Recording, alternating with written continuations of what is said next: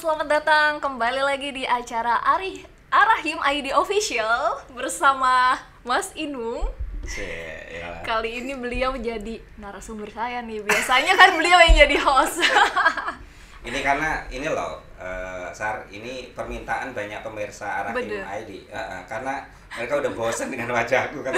Tolong dong datangkan yang di studio itu yang bisa mendinamisasi forum. Ya, itu bahasa bagusnya mendinamisasi ya. Oke. Terus Gimana kabarnya Mas? baik Sarah. Oke, mudah-mudahan gak deg-degan nih dengan posisinya di balik nih, dari host jadi narsum. Itu aku nggak jadi narsum aja di depanmu aku langsung deg-degan. Bener. Modus bapak-bapak. Jokes bapak-bapak. Oke Mas, kita nih mau Iya. ngobrolin apa nih bulan Desember? Oke, ini kan bulan Gus Dur ya. Kita ingin bicara tentang Gus Dur, itu yang tokoh yang gambarnya ada di belakang kamu, itu yang kamu belakangin, nggak Ini sopan, dia. nggak sopan sekali ya. Mohon maaf Gus Dur, bukan tidak bermaksud tidak sopan nih. Oke, jadi Kita ngomongin Gus Dur. iya, saya juga pengen memperkenalkan nih kepada para pemirsa ini adalah Sarah Monica. Sarah Monica ini dia selama ini dikenal sebagai seorang penulis puisi. Wih. Wah ini udah bocoran di Google ya?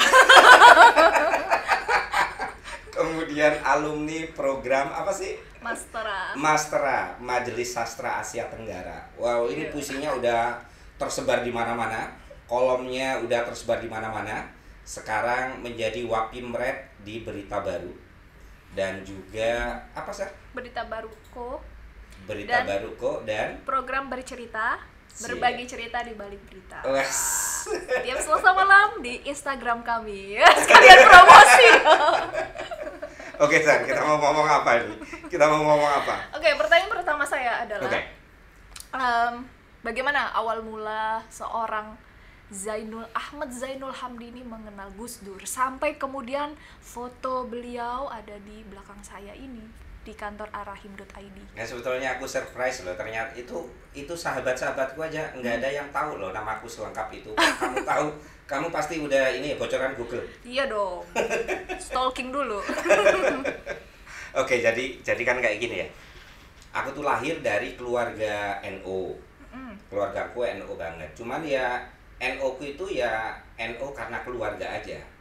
Jadi identitas ke-NU-anku itu bisa ya karena aku terlahir dari ini. Kayak aku sekarang menjadi seorang muslim juga mungkin sebagian besar ya. Tapi aku nggak mengatakan pasti seperti itu. Tapi sebagian besar ya orang menjadi beragama apa gitu ya karena dia terlahir dari lingkungan itu. Aku juga seperti itu. Sampai ketika aku menjadi seorang aktivis mahasiswa.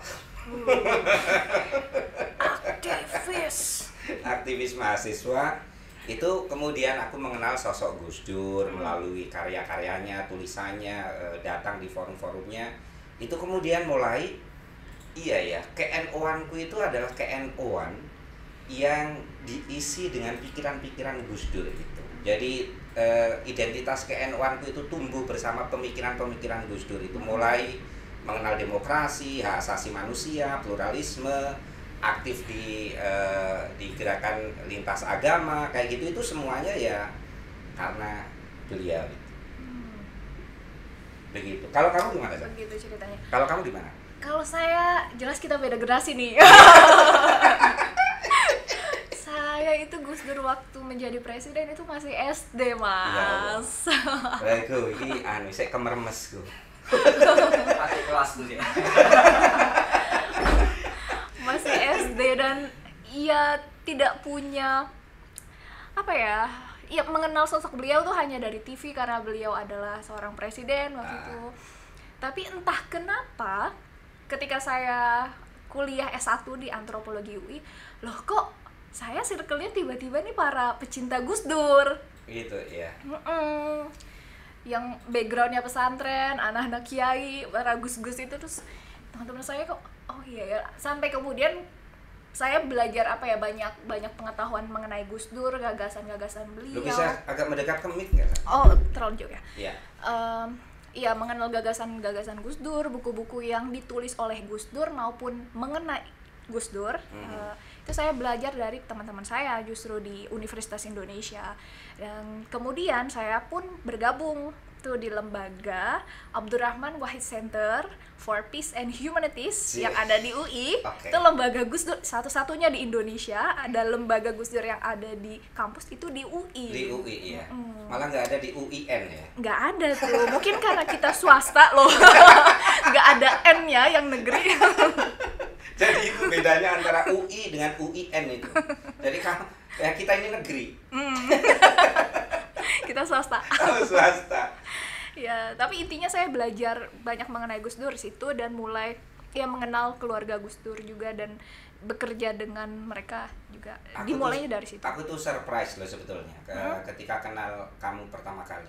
Kenapa? Surprise karena sebetulnya selama ini lingkaran Gus Dur itu adalah lingkaran anak-anak santri. Ya.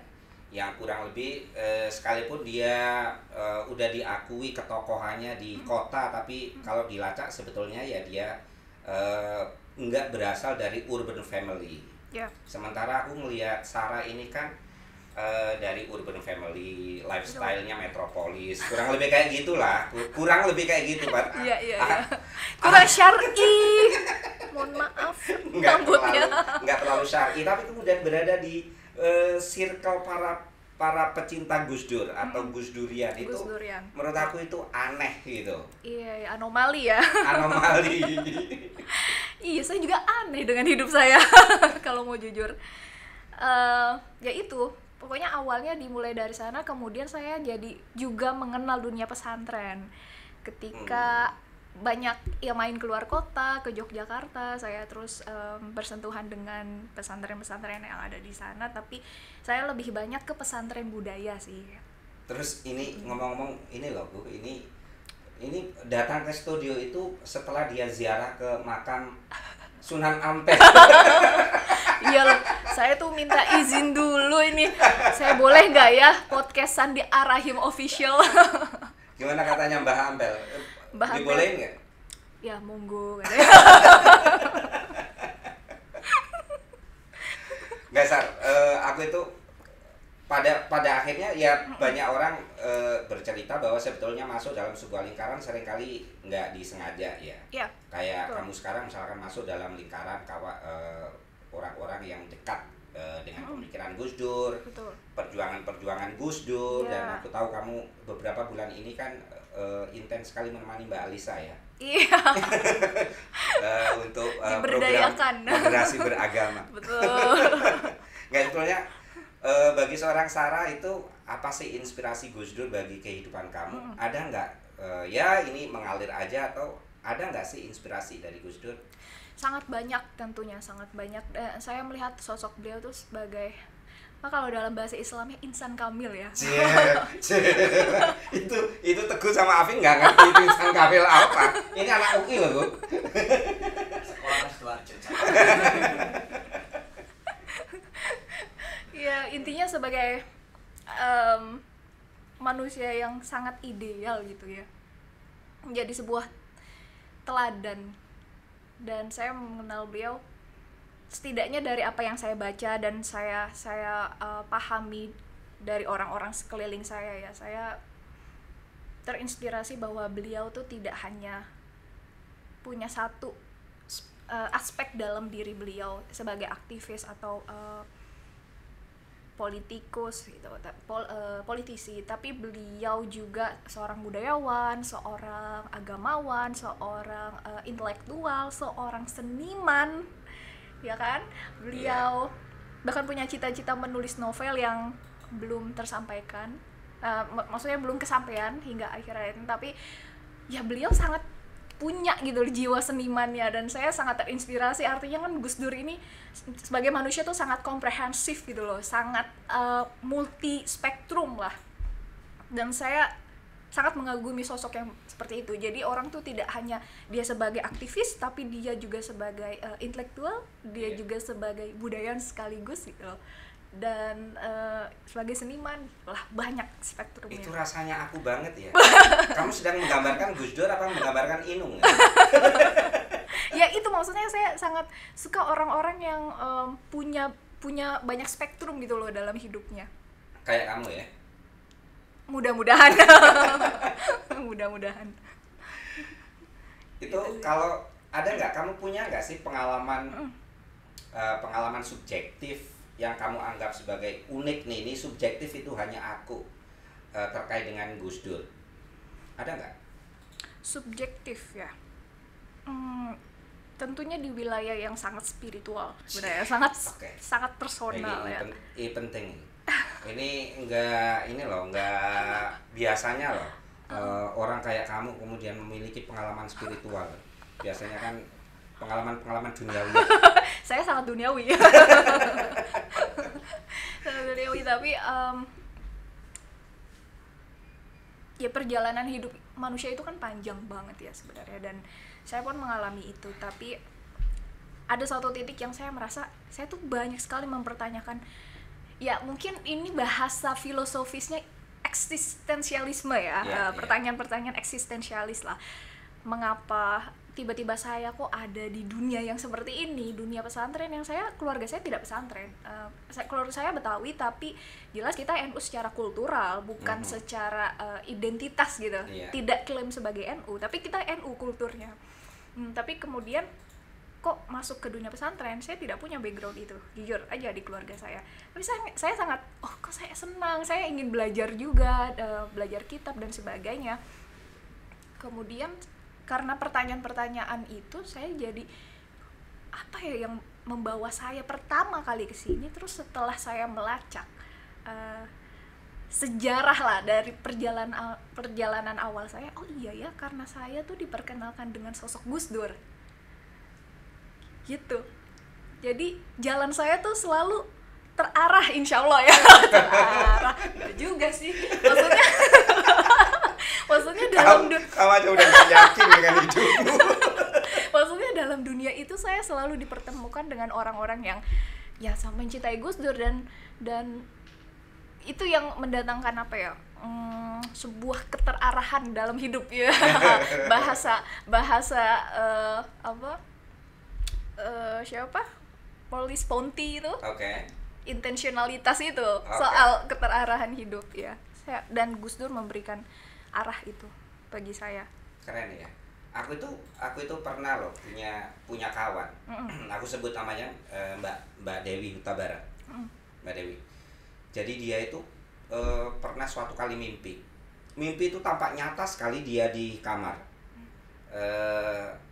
Kemudian Gus Dur itu datang ke dia, masuk ke kamar itu, dan kemudian itu mimpi itu tampak nyata. Ini sahabatku sendiri, tampak nyata. Kemudian dia bangun, sehingga dia merasa bahwa Gus Dur itu betul-betul hadir. Dia rasanya Gus Dur tadi itu di sini gitu. Dan dia mengatakan, dan anehnya aku itu rasanya begitu aku membaca Gus Dur, buku-bukunya, tulisan-tulisannya, aku tuh rasanya udah familiar sekali dengan tulisan-tulisan ini, dengan cara berpikir seperti ini, dan betapa mudahnya aku memahami Gus Dur, hal kayak gitu. Sekalipun aku ngiri loh dengan orang-orang yang memiliki pengalaman-pengalaman spiritual tentang Gus Dur kayak gitu, orang yang bermimpi dan sebagainya. Karena biasanya cerita-cerita orang yang bermimpi tentang Gus Dur itu selalu baik gitu loh, mimpinya itu baik. Rasanya aku nggak pernah loh mendengar ada orang yang mimpi tentang Gus Dur kemudian mimpi itu mimpi jahat, jelek gitu. Semua orang berkisah. Nah, aku tuh merasa aku itu pecinta Gus Dur loh. Tapi aku tuh rasanya nggak pernah bermimpi. Karena mungkin Mas Inung sudah di wilayah itu kan sejak dulu, jadi tidak perlu dikasih hidayah lewat mimpi. Hanya orang-orang yang potensial tersesat aja. Iya, saya sangat tersesat, tapi dikasih jalan. Aduh, seru banget. Tapi kalau dari Mas Inung gimana sih sebenarnya sampai sekarang itu memaknai perjalanan hidup yang ini kan sebenarnya seperti melanjutkan perjuangan Gus Dur ya, dan Mas Inung adalah salah satu orang yang ada di situ sebenarnya. Go, dengerin tuh. Dengerin. Aku kontrol suara. Aku itu rasanya begini ya. Rasanya kayak hal-hal yang aku anggap baik dalam hidupku, aktivitasku, ya aktivitas di dalam kampus, aktivitas di luar kampus, bergerak di bidang kemanusiaan, itu rasanya aku selama ini itu rasanya aku tuh nggak pernah melampaui dari apa yang sudah dia difikirkan oleh Gus Dur, yang udah diajarkan. Rasanya orang ini adalah orang yang suaranya itu udah aku dengar lama, tapi sebetulnya dia sedang menuntun masa depanku ke arah mana. Kalau aku itu rasanya kayak gitu. Misalkan aku ngomong tentang masalah demokrasi, aku ngomong tentang masalah hak asasi manusia, ngomong tentang masalah keadilan gender, ngomong tentang kaum mustadafin, itu rasanya semuanya itu udah beliau yang ngajarin gitu loh. Sar, rasanya aku itu nggak ada yang baru loh. Ya aku itu rasanya apa yang aku pikirkan, apa yang aku jalankan itu kayak udah berada di jaring-jaring yang udah dipasang oleh Gus Dur sejak aku dulu mulai mengenal beliau melalui tulisan-tulisannya. Aku tuh pernah punya pengalaman waktu itu aku di S1 PMII ya. Di akhir Orde Baru itu kan Gus Dur menjadi the big enemy of the regime at that time ya. Dan saya aku waktu itu menjadi ketua panitia mengundang Gus Dur. Jadi yang aku hadapi itu intel, polisi yang semua menekan. Tapi aku meyakinkan diriku bahwa aku akan melakukan ini dan ini harus berhasil karena kita waktu itu nggak memiliki intensi apapun, nggak memiliki niatan apapun, kecuali bahwa suara kebaikan itu harus didengar, apapun resikonya waktu itu. Itu ketika aku bisa melakukan itu, aku tuh senang sekali. Dan aku itu nggak pernah loh, nggak banyak loh kawan-kawan yang mengira bahwa aku itu udah sering ke rumah Gus Dur, ke Ciganjur. Padahal seumur-umur itu baru sekali. Baru sekali aku. Itu haul pada tahun 2019 kali ya. Itu pun rasanya juga ini subjektif ya, subjektif. Karena aku sejak awal itu sampai menjelang hari H, 2 hari menjelang haul, itu aku nggak yakin aku bisa datang ke sana. Tapi kemudian tiba-tiba ada undangan, yang undangan itu kayak undangan formalitas aja. Tapi sebetulnya waktuku itu sepenuhnya adalah untuk menghadiri haul. Saat-saat itu aku merasa punya kerinduan yang nggak tahu ya, biasanya nggak kayak gitu. Aku tuh punya kerinduan yang luar biasa. Aku itu kangen gitu sama Gus Dur itu. Dan kemudian rasanya diberi jalan. Dan itu apa tadi itu? Pengalaman kayak gitu disebutnya apa? Pengalaman spiritual. Iya, kayak gitu itu. Disebutnya apa tadi? Lu yang bilang? Intentionalitas. Yeah. Intentionalitas. Terarahan, ngeri ya. Ngeri. Dahsyat. Aduh. Saya jadi merenung nih karena kita ngomongin Gus Dur. Ya, tapi saya juga kalau merefleksikan sendiri dari hidup saya, ya saya tuh banyak kemudian dipertemukan dengan orang-orang alim, orang-orang ya apa ya istilahnya, pejalan sunyi lah gitu. Itu saya berawal karena saya mengenal Gus Dur gitu. Kemudian dipertemukan dengan orang-orang itu dan saya bersyukur sekali gitu. Nggak nyangka ya, orang kayak kamu. Iya loh. Namamu aja udah nggak sanggup sama sekali. Nama bukan tipikal nama pesantren ya. Jadi kamu itu kalau misalkan jadi pengurus Fatayat itu itu namamu udah nggak pantas, Sarah Monica gitu, nggak pantas. Nggak pantas banget. Saya tuh pakai jilbab juga belum lama sebenarnya, pakai kerudung juga belum lama. Jadi kalau orang tidak tahu saya, background saya, pasti ngiranya saya ini non muslim. Jelas dari muka udah kelihatan. Dari nama apalagi ya kan.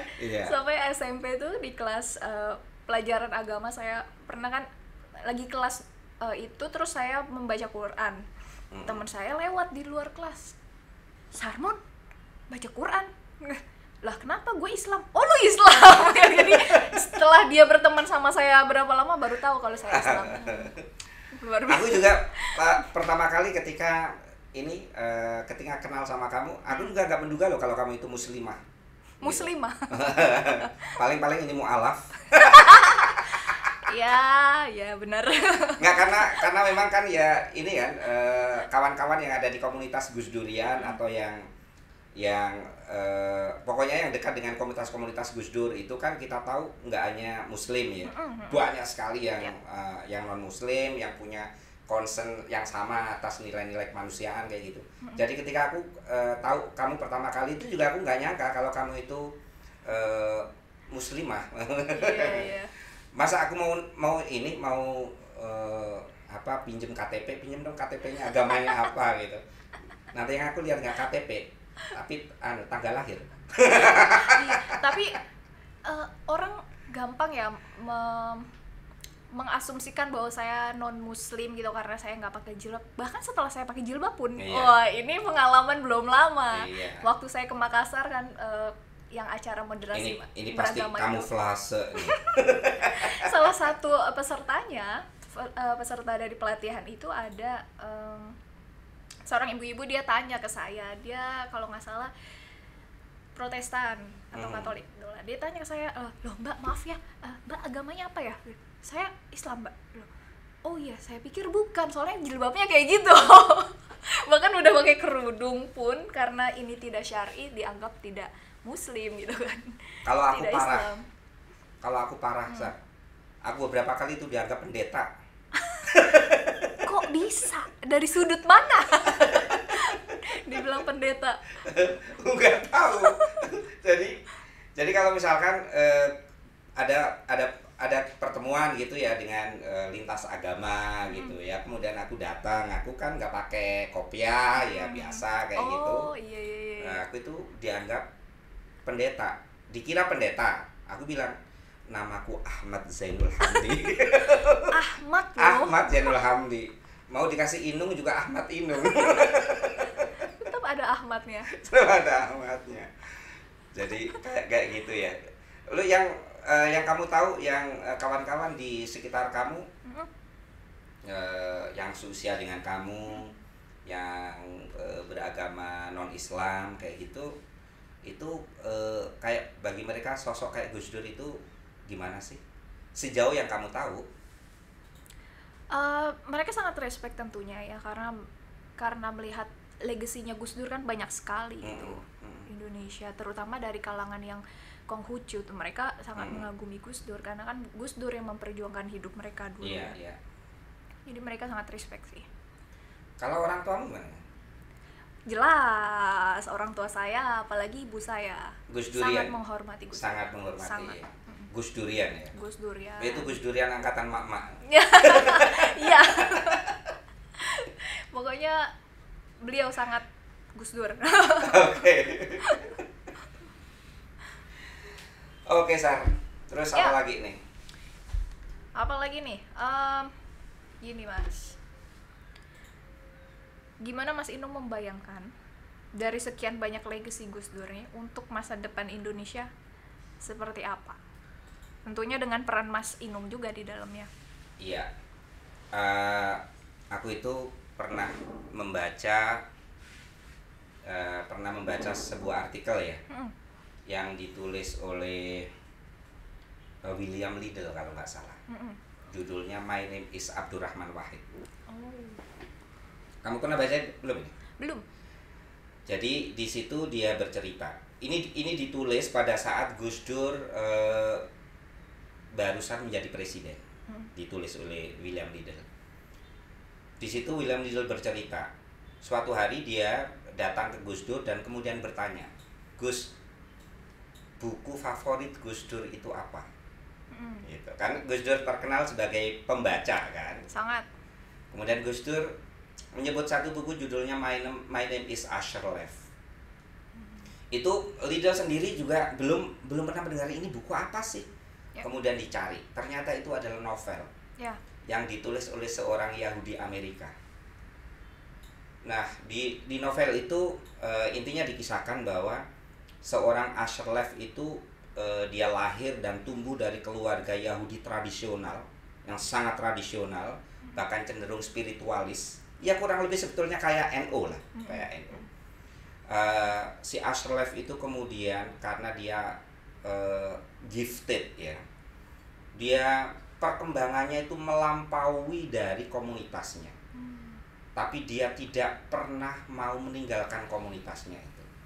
Nah di situ itu yang paling keren itu adalah ketika si Bill Liddell ini kemudian buku ini sebetulnya adalah bercerita tentang Gus Dur sendiri. Bercerita tentang Gus Dur sendiri. Dia seorang laki-laki, anak laki-laki yang terlahir dari Islam, komunitas Islam yang sangat tradisional, cenderung juga spiritual, dan dia perkembangannya itu seringkali melampaui dari komunitasnya, tapi dia tidak pernah mau beranjak keluar dari lingkaran komunitasnya, karena ada sesuatu yang selalu menjadi komitmen dalam hidupnya, adalah pembelaan terhadap kelompok-kelompok marginal, kaum mustada'afin. Nah, menurut saya akhirnya kemudian William Liddell menulis artikel singkat yang diberi judul My Name is Abdurrahman Wahid. Dan dia menjelaskan bahwa sekarang anak yang bernama Abdurrahman Wahid ini telah menjadi presiden. Dan sejak awal dia mengatakan bahwa saya terlahir dari keluarga NU, saya tumbuh dalam keluarga NU, semua orang tahu bahwa saya orang NU. Tapi ketika saya menjadi presiden, saya akan menjadi pemimpin untuk semua orang yang ada di Indonesia. Ya, Gus Dur berkali-kali mengatakan karena Indonesia adalah rumah kita bersama. Orang bisa berasal dari komunitas manapun, kelompok manapun, tapi pada akhirnya seluruh hidupnya, seluruh jantung hatinya itu harus ditancapkan dalam nilai-nilai kemanusiaan dalam konteks kehidupan keindonesiaan. Itu sesuatu banget bagi aku. Di tengah situasi Indonesia yang sentimen kelompok itu, apalagi sentimen kelompok kemudian distempel dengan agama ya, distempel dengan Tuhan, itu memberi tenaga pemecah bagi bangsa ini. Gus Dur itu adalah sosok yang tetap mengingatkan kita, kamu bisa menjadi seorang muslim yang baik, and at the same time kamu bisa menjadi seorang Indonesia yang baik pula. Dan keislaman dan keindonesiaan itu tidak perlu dipertentangkan. Aku jadi narasumber banget ya. Itu kan kurang lebih kayak banget gitu kan.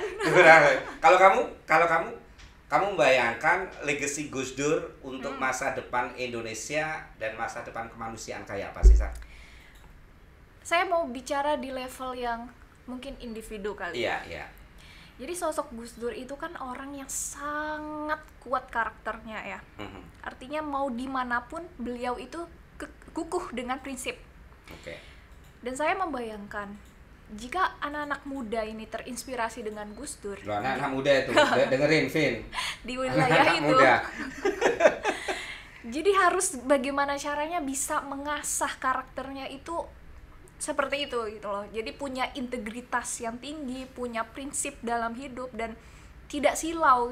Jadi ibarat karena perubahan ini kan, perubahan zaman itu sangat cepat ya. Sangat dinamis. Kalau orang tidak punya prinsip, tidak punya akar, dia akan mudah kemana-mana gitu. Tapi belajar dari Gus Dur, dia akan tetap menjadi dirinya sendiri di zaman apapun. Dan saya membayangkan anak-anak muda yang terinspirasi dari Gus Dur harusnya seperti itu juga. Kamu termasuk anak muda yang kayak gitu kok, Sar. Oke, Sar, kita udah ngobrol berapa lama sih kita ini udah ngobrolnya? Ini kayaknya udah 300 jam obrolan kita. Udah seru banget sampai nggak inget waktu ini Mas Inung nih. Iya. Kalau gitu, bagaimana? Udah. Kita sudahi di sini ya. Saya kira udah kita sudahin saja, nanti aku terhanyut. Iya deh, kalau gitu kita sudahi dulu sampai sini talk show dengan Arahim ID Official. Ini adalah collabs antara Arahim ID Official dengan Berita Baru. Ya, Berita Baruko. Berita Baruko. Keren banget. Nanti kita juga posting nih di YouTube-nya Berita Baruko kalau bisa. Of course, yes. Dan tentunya kolaps ini bisa juga untuk kedepannya dengan tema-tema yang lebih seru ya Mas Inung ya. Iya. Pasti ditunggu-tunggu. Thank you banget Mas Inung. Oke, makasih banyak Sarah. Terima kasih. Yuk, bye semuanya. Bye. Sampai ketemu. Jumpa. Sampai jumpa.